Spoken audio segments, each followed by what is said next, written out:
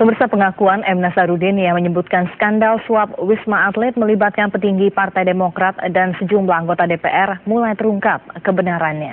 Mantan pegawai Nazarudin di salah satu perusahaannya PT Permai Group, Julianis, mengaku sering diminta mengantarkan uang ke DPR dan anggota dewan yang dituju diantaranya Angelina Sondah dan Iwayan Koster.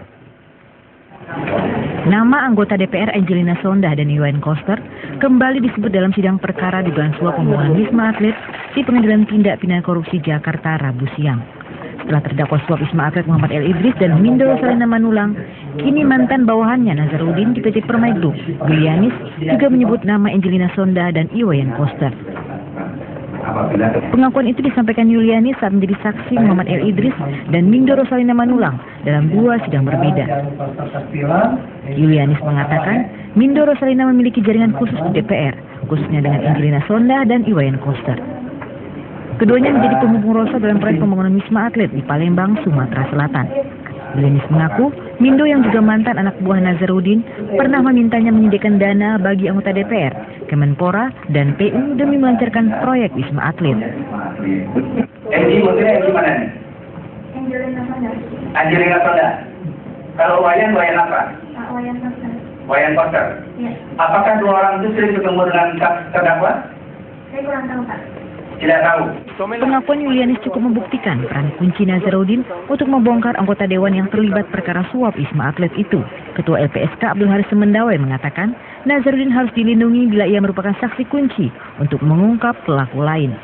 Pihaknya akan berkoordinasi dengan KPK mengenai posisi Nazarudin.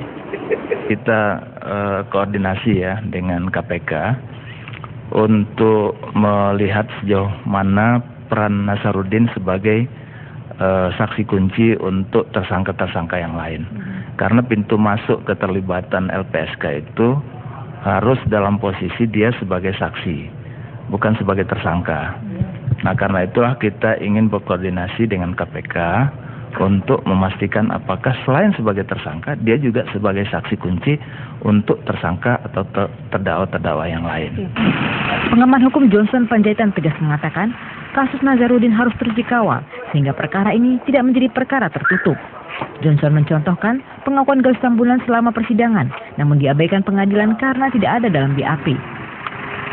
Saya kira kita semua sekarang ini harus menggunakan seluruh kekuatan kita dan jangan harapkan kepada negara, ya, karena negara punya skenario dan kepentingannya sendiri, untuk kita sungguh-sungguh mengawal dan melindungi Nazarudin beserta barang buktinya. Barang bukti itu artinya bukan cuma barang-barang yang ada pada Nazarudin, termasuk juga saksi-saksi yang sekarang ini dibiarkan begitu saja tidak mendapatkan perhatian, ya. Saya kira hanya media sekarang yang memberikan perhatian kepada para saksi-saksi itu. Nah, itu yang saya kira penting untuk kita dorong gitu ya.